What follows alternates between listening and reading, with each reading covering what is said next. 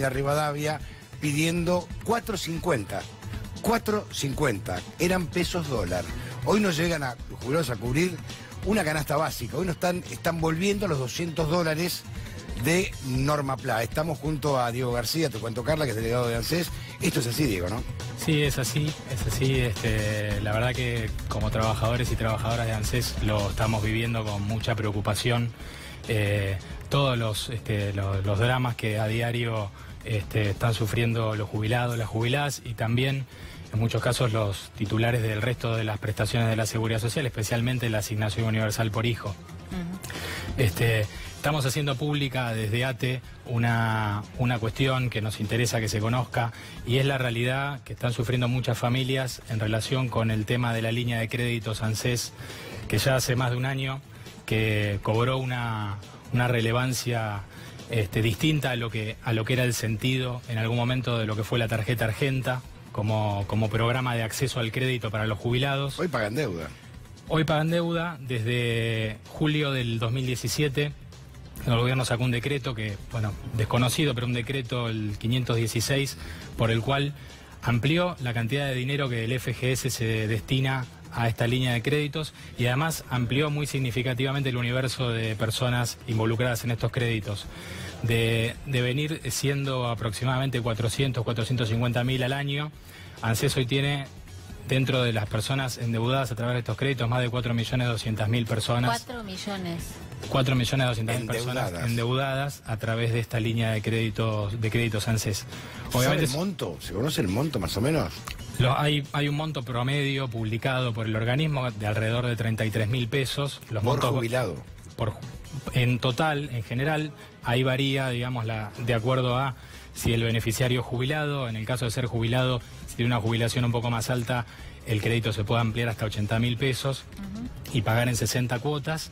Y en el caso de los titulares de asignación universal por hijo, ANSES ofrece un crédito de 6.500 pesos por hijo a pagar en 24 cuotas. Entonces, esto desde mediados del año pasado, como les decía, generó una catarata de gente viniendo en busca de estos recursos.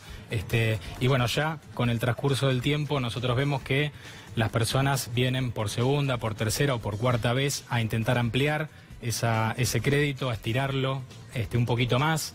¿Tienen ustedes un estudio de para qué es destinada la plata? Porque se habla de hasta pagar las tarifas de los servicios públicos, comprar un audífono, una prótesis, pagar medicamentos. Es así, digamos. También esos son los testimonios de los que queremos dar cuenta como laburantes del organismo, viendo que la gente viene con desesperación en busca de unos recursos que van a tener destino en esto, en pagar el alquiler o en pagar la pensión en la que viven o en recurrir a los créditos, nada menos que para poder conseguir un medicamento, un PAF, un audífono, una cuestión de la cual... Recordemos que cuando fueron lanzados eran vendidos para hacer algún viajecito, turismo, para comprar un electrodoméstico en cuotas. Exactamente. Como para darse un gusto.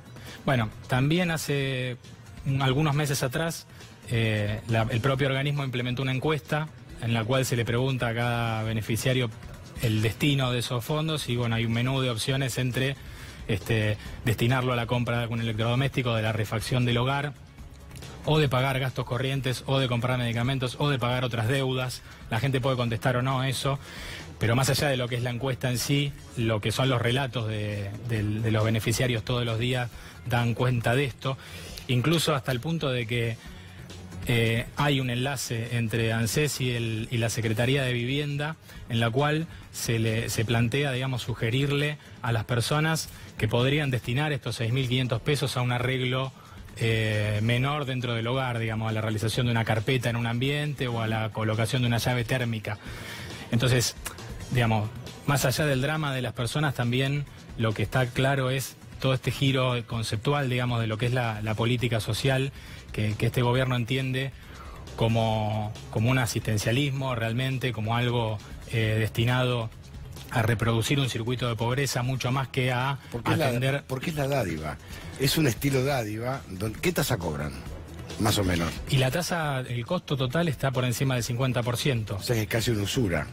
Es una usura, obviamente es una tasa mejor que la que pueden conseguir en una financiera o en un banco o incluso en un banco, pero por supuesto es una tasa muy por encima de la movilidad, que cerró en 28,5, con lo cual vos tenés una prestación que te aumenta. Es una suerte de usurero, porque si vos le das a un tipo un aumento de 28% y le cobras en un préstamo a un necesitado con un básico de 9.300 pesos, un 50%, lo estás extorsionando, apretando hasta que el tipo no dé más jugo. Y no, realmente lo que ocurre ya a esta altura, por eso ya ha pasado un tiempo, porque fíjense que, digamos, el contexto en el cual la medida se tomó fue claramente también con un sentido electoralista previo a las elecciones legislativas del año pasado. Del año anterior, perdón, me estoy refiriendo como si estuviera en el 2018. Probablemente haya una renovación, digamos, de estos créditos, pero también vemos que se está ya agotando la posibilidad, porque este universo de más de 4 millones de personas hace que prácticamente la gente esté endeudada ya hasta el cuello. Vos hablabas de 6.500 pesos, esto es el préstamo para un jubilado que cobra la mínima, no, por una ejemplo. UH. Esa es para una asignación universal por hijo, con la afectación del 30% de esa asignación, que hoy son 1.800 y pico de pesos. Pero la cuota es el 30%. La cuota puede ser hasta el 30% de la asignación. Ese concepto solamente de poder afectar con un descuento la asignación familiar, la asignación familiar históricamente siempre fue intangible y nunca pudo ser afectada ni inembargable. Además. Es inembargable, era inembargable. Bueno, era inembargable hasta esta medida. Ahora empieza a ser posible de afectar por un descuento y de quedar condicionada al pago y a la devolución de estos créditos. Por lo cual, entre otras cosas, digamos, de todos los sufrimientos que estamos viendo, digamos, en la población, en los trabajadores, en la gente que se queda sin laburo, porque principalmente lo que está ocurriendo es que, como todos sabemos, es que hay un corrimiento de la mirada del trabajo, del centro que veníamos teniendo en torno al trabajo. Como había trabajo, como había una capacidad de empleo, entonces ese trabajo tenía asociado un derecho, ese trabajo permitía el acceso a la seguridad social. Correlato del consumo. Exacto. Un movimiento de economía. Lo que pasa es que la sensación es que siempre los afectados, si bien a partir del 2004, 2005, comenzó, en un momento dijimos, si Norma Pla viviera estaría contenta, llegó a los 450. Comenzó a moverse un poco la espiral. Hoy en día, a partir de la ley que se aprobó en el Parlamento, la movilidad jubilatoria es nefasta, porque los apretó, los ahorcó y los obligó, y mucho más cuando el gobierno utiliza los fondos de sustentabilidad del ANSES para hacer timba. Estos 86.000 millones de la semana pasada claramente salieron del FGS. La ley 27260, la de reparación histórica, ya comenzó a posibilitar esto de quitar los recursos del Fondo de Garantía. En la ley de presupuesto también se modificó en ese sentido para poder ampliar esto de utilizar el FGS. La verdad que claramente el gobierno está induciendo una crisis del sistema previsional, desfinanciándolo, quitándole recursos genuinos de contribuciones y de impuestos, y también del fondo de reserva que significa el FGS. Y también, obviamente, pauperizando las condiciones de acceso a la jubilación, no solamente la quita de este 20% que todos los jubilados y jubiladas este año perdieron, sino que cada vez más, con la finalización de las moratorias y esta nueva pensión universal al adulto mayor, que es el 80% de la jubilación mínima, que hoy está en torno de los 7.500 pesos bruto, es prácticamente la única manera de acceso a un ingreso para la gente que está llegando a la edad jubilatoria. Cada vez son menos. Realmente hay estadísticas en este sentido muy precisas. Es mucho mayor el drama en el caso de las mujeres, que llegan con muy pocos años de aporte a la edad de jubilarse. Son muy pocas aquellas que realmente lo consiguen. Las amas de casa y las mujeres en general, porque el acceso al mercado de trabajo, hay brechas de género, todo lo que conocemos, y no se logran completar estos 30 años. Entonces, los requisitos de acceso están mucho más endurecidos para las personas que se están por jubilar, los jubilados se están perdiendo, y el resto de los beneficiarios de la seguridad social, como en el caso de la asignación universal por hijo, también retrasados en su movilidad y ahora condicionados por esta cuestión de los créditos, que los tienen ya con la soga al cuello, yendo a buscar un cachito más para seguir sobreviviendo el día a día. No, aparte hay un dato que es, digamos, que es alarmante. Uno escuchaba a Bolsonaro que se hablaba de las AFP chilenas como gran sistema. acá ya padecimos la AFJP, y si vos desfinanciás el ANSES, demostrás mentirosamente, miren, no sirve. Volvamos al sistema de AFJP, negocio pingüe para los bancos. Es que el objetivo es ese, no hay muchas dudas. Nosotros viéndolo un poco de adentro lo podemos por ahí apreciar más de cerca, pero creo que esto ya está claro para todo el mundo, que el objetivo en esta reforma que el gobierno tiene en expectativa para este año, que el FMI por otro lado le exige, no solamente es bajar drásticamente el presupuesto de la seguridad social, sino incluir un pilar, entre comillas, de ahorro individual, que es la vuelta a las FJP, con eufemismos, como se les quiera llamar, como un aporte voluntario, como un seguro de retiro, como vos quieras, pero en detrimento del sistema público solidario de reparto, que es, bueno, es lo que realmente desde ATE, como laburantes de la Administración de la Seguridad Social, nosotros defendemos a rajatabla.